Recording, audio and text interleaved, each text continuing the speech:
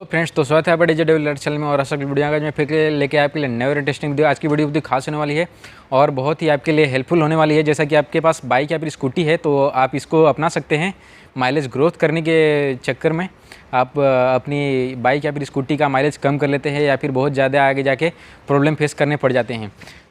जो अपने बाइक या फिर स्कूटी नए लेते हैं या फिर पुराने हो जाते हैं तो आप बहुत सी रफ राइडिंग करेंगे तभी भी आपको कोई माइलेज पे असर नहीं होगा। या फिर आपके पास 800 सीसी की बाइक हो या फिर 0 सीसी की 8 सीसी की बाइक हो, उसमें भी आपको ये वेरी करता है।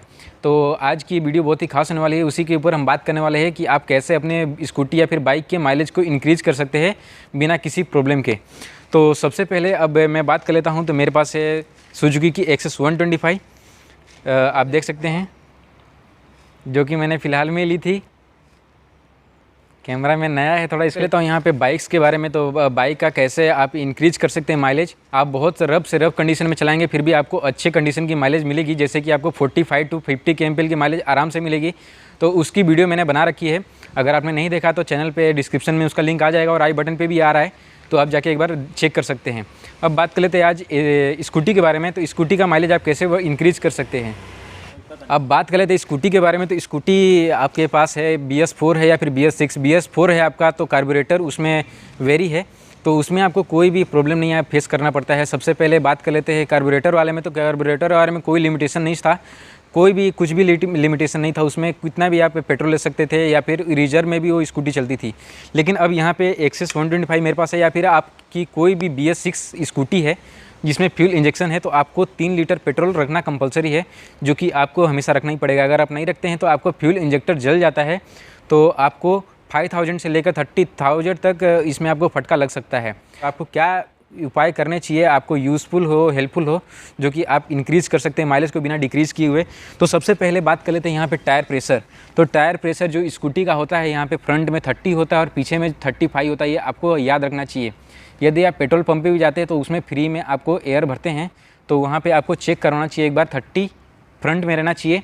और यहाँ पे अब बात कर लेते हैं सस्पेंशन में। तो आपका ब्रेक जो है, आपका डिस्क ब्रेक है या फिर आपका ड्रम ब्रेक है, तो सबसे पहले ये आपका टाइट नहीं होना चाहिए। और ये टाइट हो जाएगा तो आपका जो एलो व्हील्स है, ये व्हील्स है, वो जाम चलने लगेगा। और जब जाम होगा तो आप एक बार यहाँ से चेक कर सकते हैं, मेरा ज़्यादा टाइट भी नहीं है और ज़्यादा लूज़ भी नहीं है, तो आपको यहाँ पे ध्यान रखना चाहिए। उसके बाद जो दूसरे मेन चीज़ की बात कर लेते हैं यहाँ पे। तो शुरुआत करते हैं यहाँ से सेकेंड नंबर की। तो सेकेंड नंबर पे है, यहाँ से आपको चालू करते हैं जब, तो इसको पहले ऑन होने दें और उसके बाद यहाँ से सिर्फ ब्रेक दबा करके यहाँ से चालू करें। अब यहाँ पे बात कर लेते हैं कि बहुत से लोग जो होते हैं यहाँ पे डायरेक्ट चालू करते हैं और डायरेक्ट थ्रोटल रिस्पॉन्स देने लगते हैं, तो उसमें आपका पेट्रोल का जो डिक्रीज़ होता है और यहाँ पे जो बहुत ज़्यादा पेट्रोल खाने लगता है। बाइक हो या फिर स्कूटर, आपके पास जब किल स्विच है तो आप डायरेक्ट यहाँ किल स्विच से, आप एक बार और दिखा दूँ मैं इसको। तो यहाँ पे सिर्फ आपको प्रेस करना है और यहाँ से चालू करना है, तो बस आपको ये करना है।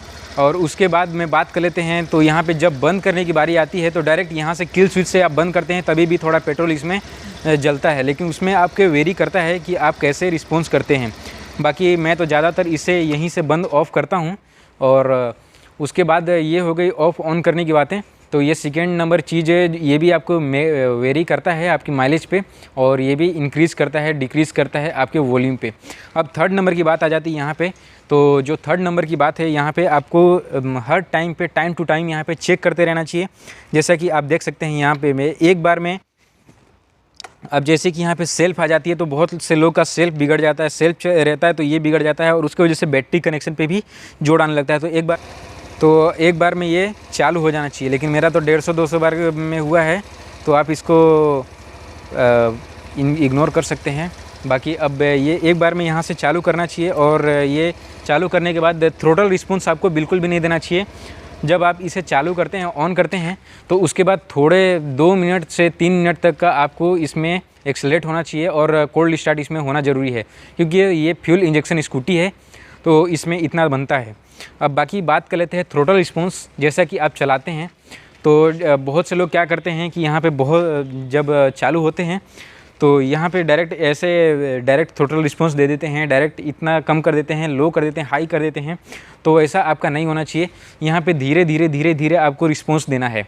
तो इसके वजह से आपका जो कांस्टेंट स्पीड है ये बने रहने के कारण आप में माइलेज थोड़ा ज़्यादा इंक्रीज़ हुआ देखते को मिलेगा आपको। अब उसके बाद आ जाती है कि राइडिंग पोस्चर, और उसमें ये राइडिंग पोस्चर में ध्यान रखना चाहिए कि अगर आप सिंगल में चलते हैं तो आप कितना भी रफ कंडीशन में चलाएंगे फिर भी आपको 45 kmpl की माइलेज लिख के ले लीजिए मिलेगा।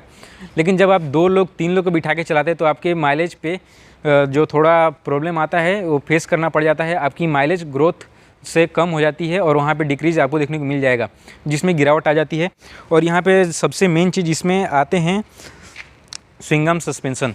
अब यहाँ पे बात कर लेते हैं स्विंग आर्म सस्पेंशन की। तो स्विंग आर्म सस्पेंशन आते हैं रियर में। तो रियर में जब आप बिठाते हैं तो यहाँ पे बहुत से लोड जब पड़ते हैं तो टायर पे ही पूरा लोड आ जाता है। उसके वजह से क्या होता है कि माइलेज में इंक्रीज़ देखने को मिल जाती है, डिक्रीज़। अब यहाँ पे बात कर लेते हैं तीसरी चीज़, तो ये फ़ैन कूल होती है। फ़ैन कूल में आपको ज़्यादा से ज़्यादा इसमें हीटिंग का इशू आ जाता है स्कूटी में, तो आपको थ्रोटल रिस्पॉन्स अच्छे से रखना है। उसके बाद बात कर लेते हैं यहाँ पे, तो ये जो फ़िल्टर होता है, एयर फ़िल्टर, ऑयल फ़िल्टर, आपको टाइम टू टाइम चेंज करवाते रहना चाहिए। जैसा कि आपका first, second, third, fourth service है उसके हिसाब से करवाएं। और मेरी माने अगर आपकी पूरी सर्विस कंप्लीट हो चुकी है तो आप देख सकते हैं यहाँ पे ऑयल फ़िल्टर, एयर फ़िल्टर है, तो यहाँ पे आपको टाइम टू टाइम चेंज करवाते रहना चाहिए। आपके हर स्कूटी में होता है, तो ये भी आपके लिए एक लाभदायक होती है। तो यही थी वीडियो, और बाकी आपके मन में कोई भी डाउट है स्कूटी के रिलेटेड में तो आप मुझे कमेंट कर सकते हैं, मैं उसका रिप्लाई देने की कोशिश करूंगा। और बाकी ये आपको वीडियो पसंद आए तो लाइक करना, चैनल तो सब्सक्राइब कर लो, और मैं ऐसी वीडियो लाते रहता हूँ। तब तक के लिए जय हिंद, जय भारत, थैंक यू दोस्तों, और बहुत जल्द मिलेगा नई वीडियो के साथ में। Thank you.